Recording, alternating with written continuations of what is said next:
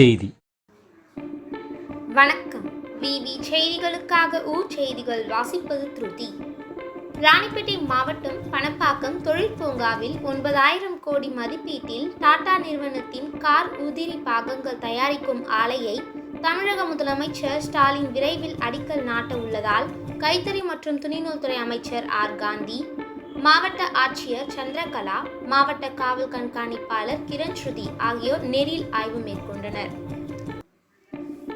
ராணிப்பேட்டை மாவட்டம் பணப்பாக்கத்தில் 1213 ஏக்கர் பரப்பளவில் தொழில் பூங்கா அமைக்கும் பணிகள் நடைபெற்று வருகிறது. இதில் முன்னணி நிறுவனமான டாடா மோட்டார்ஸ் நிறுவனம் ரூபாய் 9,000 கோடி மதிப்பீட்டில் கார் தயாரிக்கும் ஆலை அமைக்க உள்ளது. இந்நிலையில் தொழில் பூங்காவில் 9,000 கோடி மதிப்பீட்டில் அமைய உள்ள கார் உதிரி பாகங்கள் தயாரிக்கும் நிறுவனத்தை திறந்து வைப்பதற்காக முதலமைச்சர் ஸ்டாலின் செப்டம்பர் 28ஆம் தேதி பணப்பாக்கம் வரவுள்ளதாக தகவல் வெளியாகியுள்ளது.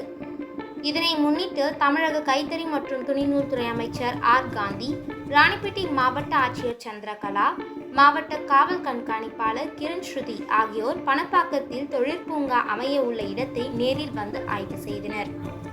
தொடர்ந்து தமிழக முதல்வர் மு.க.ஸ்டாலின் அவர்கள் டாடா நிறுவனத்தின் தொழிற்சாலை அமைக்க அடிக்கல் நாட்ட வருவதை ஒட்டி அதற்கான முன்னேற்பாடுகளை செய்ய அதிகாரிகள் மற்றும் காவல்துறையுடன் ஆலோசனை நடத்தினார்கள். விவி செய்திகளுக்காக விஜய் மற்றும் பாஸ்கர்.